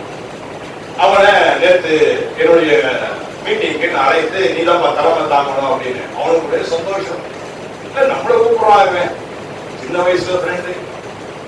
அவன் வந்து சொன்னான், இன்னைக்கும் பாருங்க அந்த சாம் இன்னைக்கு எப்படி இருக்கிறாரு, தைரியமாக இருக்கிறார். ஒரு பேச்சில, ஒரு நடையில, ஒரு பார்வையில கம்பீரம் இருக்குது அப்படின்னு சொன்னார். அப்போ கிறிஸ்துவை உடைய நாம் எப்படி இருக்கணும்? பயப்படாமல் தைரியமாக இருக்கக்கூடியவராக இருக்க வேண்டும். தைரியமா இருக்கணும், பயப்படக்கூடாது. நமக்குள்ள ஒரு சிலருக்கு ஒரு சில கவலை, எந்த ஆட்சி வரப்போது, அடுத்தது எந்த ஆட்சி வந்தா நம்ம கிறிஸ்தவர்களை காப்பாற்றுவாங்க. எல்லா பயிலும் திருட்டு பயிலாம், நல்லா தெரிஞ்சு. அரசியல் பேச வரல, நான் சொல்ல வரேன். எல்லா அரசியல்வாதியும் திருட்டு பயிலாம். அப்ப யாருக்காக ஓட்டு போடுறது? யாருக்காக போட்டு தொலைங்க, போட்டு ஆகிற வழி அதுக்காக அணைக்கப்பட்டிருக்கோம். யாராவது ஒருத்தருக்கு போட்டோம், பயப்படாதீங்க. அதுக்காக ஒண்ணும் பயப்படாதீங்க. யார் வந்தாலும் யாரு பணம் நமக்கு என்ன? நம்ம வேலை செய்தாதான் காசு. நம்ம வேலை செய்ய நம்ம வாழ்க்கையை நம்ம போட்ட முடியும். எவனா வந்துட்டு போறான், எல்லாம் திருட்டு போயிட்டு எவன் வந்தாலும் கொள்ளடிக்க தான் போறான். அடிச்சுட்டு போட்டோம், அவனுக்கு தெரிஞ்சது அது, அடிச்சுட்டு போடும் பாவம். அப்படியே அவன் சந்தோஷமா இருந்துட்டு போட்டு விட்டு தொலைங்க. நீங்க பயப்படாதீங்க, ஆண்டவர் உங்களை கைவிடவே மாட்டான். நீங்க யாரை தேடி வந்திருக்கிறீங்க? நீங்க ஆண்டவரை தேடி வந்திருக்கிறீங்க. ஒரு உயிருள்ள ஆண்டவரை நாம் ஆராய்த்துக் கொண்டிருக்கிறோம் என்ற உணர்வு என்கின்ற நம்பிக்கை நமக்கு இருக்குமானால் நாம் பயப்பட வேண்டிய அவசியமே இல்லை. கல்லறையை பார்க்க நீங்கள் போகாதீர்கள். கல்லறையை பார்க்க போனாலும் ஆண்டவர் நம்மை பார்த்து சொல்கின்ற வார்த்தை, வாழ்க, நீங்க நல்லா இருங்க அப்படின்னு ஆண்டவர் சொல்லுகின்றார். நல்லா இருக்குன்னு சொல்லக்கூடிய அந்த ஆண்டவரை நாம் எப்பொழுதும் நினைவு கூர்ந்து அவர் நம்மோடு கூட இருக்கிறார் என்பதை நாம் உணர்ந்து பயப்படாமல் நம்முடைய வாழ்க்கையில எப்பொழுதும் வாழ்ந்து நம்முடைய வாழ்க்கையில எல்லாவற்றிற்கும் நம் மேலாக இருக்கும்படியான பாக்கியத்தை தேவன் நமக்கு தந்தருடுவாராக. கண்களை மூடி நாம் ஜெபம் செய்வோம். பிதாவே, இந்த நல்ல நாளுக்காக நாங்கள் நன்றியோடு நாங்கள் துதிக்கின்றோம். ஆண்டவரே, ஒருவேளை எங்களுடைய ஓட்டம் அல்லது நாங்கள் தேடிக்கொண்டு போய்கொண்டிருக்கின்ற பாதை ஒருவேளை சரியான பாதையா இல்லாவிட்டாலும் எங்களை ஆண்டவரே வழியிலே சந்தித்து எங்களை வாழ வைக்கும் ஆண்டவர் நீரப்பா. அதை நாங்கள் உணர்ந்து எங்கள் வாழ்க்கையில எதற்கு நாங்கள் பயப்படாதபடி உம்மை மட்டும் பார்த்து உம்மையை நோக்கி உண்மையிலே நாங்கள் மகிழ்ச்சி அடைந்து எல்லாவற்றுக்கும் உமக்கு நாங்கள் ஸ்தோத்திரம் செலுத்தி எனக்கு ஜீவன் தந்த ஆண்டவர் எதில் மறந்திருக்கின்றார் என்ற உணர்வை எங்களுக்கு ஏற்படுத்தி கொடுத்த ஆண்டவரை உண்மையிலே நாங்கள் தங்கி தாமரைக்கே தேவன் தாமே எங்கள் கிருபை பாராட்ட வேண்டுமாய் ஜெபிக்கின்றோம். இந்த அருமையான நல்ல நாளிலே வந்திருக்கின்ற அனைத்து ஆண்டவரே பிள்ளைகளையும் தேவன் தாமே ஆசீர்வதிக்கிறார், மேன்மைப்படுத்துகிறார். உலகத்திற்குரிய காரியங்களை அவர்கள் நாடாகும் மேலானவைகளை நாடி ஆண்டவரே இதன் மூலமாக உடைய முழு ஆசீர்வாதத்தை பெற்றுக்கொள்ளும் தன்மையை பெற்றுக்கொள்ள தேவன் தாமே கிருபை பாராட்டும். இயேசு கிறிஸ்துவின் நாமத்தில் ஜெபிக்கின்றோம் மேலான பிதாவே, ஆமென். அருளுரை கேட்ட நாம் அனைவரும் எழுந்து நின்று அப்போஸ்தலர் விசுவாச பிரமாணத்தை எடுத்துக் கொள்வோம். வானத்தையும் பூமியும் வைத்த சர்வவல்லமையுள்ள பிதாவாகிய தேவனை வாழ்த்துகிறேன். அவருடைய ஒரே ஆதரவில் விசுவாசிக்கிறேன்.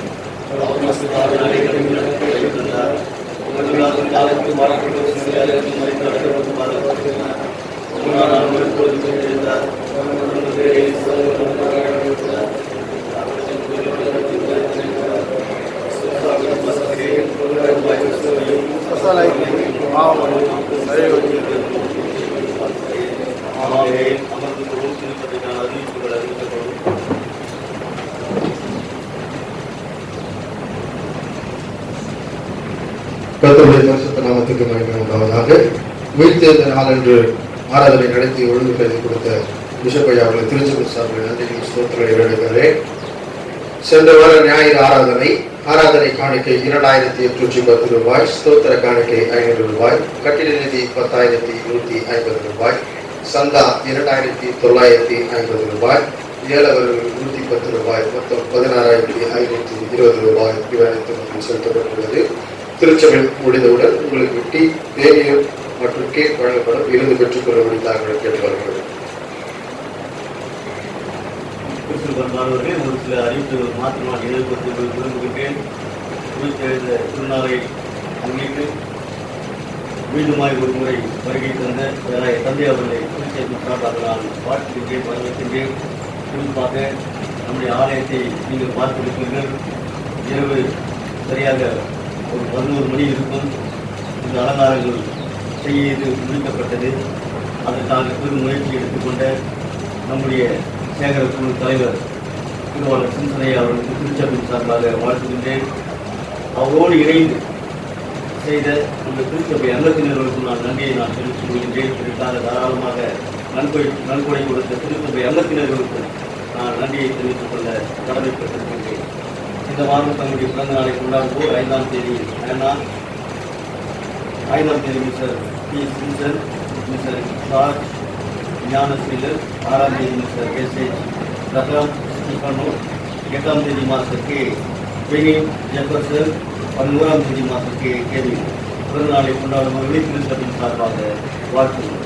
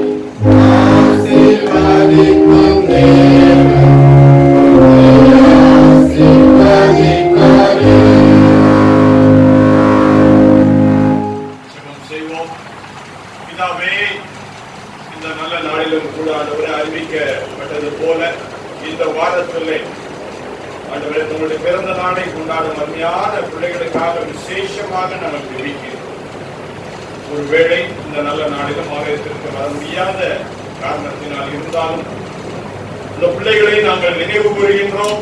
இந்த பிள்ளைகளுடைய வாழ்க்கையிலே ஆண்டவரே ஒரு புதிய வருஷத்தை நீ கூட்டி தந்திருக்கின்றேன். ஆகவே ஆண்டவரே அந்த பிள்ளைகளுடைய வாழ்க்கையிலே இன்னும் புதிய ஆசீர்வாதங்களை பெற்றுக்கொள்ளத்தக்கதாக தேவன் தாமே நீர் அவர்களை ஆசீர்வதிப்பீராக. வாழ்க்கையில் அவர்கள் தேவையான காரியங்களை சந்தித்தரணும். எல்லா நிலைகளிலும் இந்த பிள்ளைகளை நீர் ஆசீர்வதியும் மேன்மைப்படுத்தும். இயேசு கிறிஸ்துவின் நாமத்தில் ஜெபிக்கின்றோம் எங்கள் நல்ல பிதாவே, ஆமென். நாம் அனைவரும் எழுந்து நின்று கிறிஸ்துவ கீர்த்தனைகளில் 324வது கீர்த்தனையை சேர்ந்து பாடுவோம். யூத ராஜசிங்கம் உயிர்த்தெழுந்தார் என்ற பாடலை பாடுகின்ற போது ஆண்டவருக்கென்று நாம் காணிக்கைகளை ஏறெடுக்கிறோம்.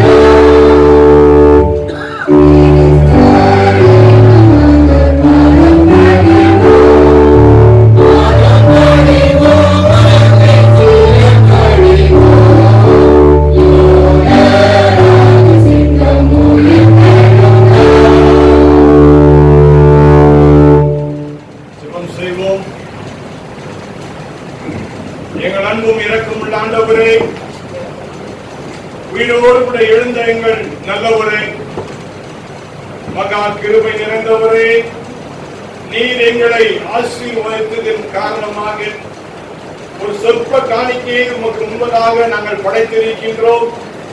இந்த காணிக்கையை பிதா, குமாரன், பரிசுத்த ஆவி நாமத்தினாலே ஆசீர்வதிக்கின்றேன். தேவன் தாமே இந்த காணிக்கையை அங்கீகரித்து ஆசீர்வதித்து கொடுத்த உமது பிள்ளைகளுடைய கரங்களை இன்னும் அதிகமாக ஆசீர்வதித்து மேன்மைப்படுத்த வேண்டுமாய் நாங்கள் செபிக்கின்றோம்.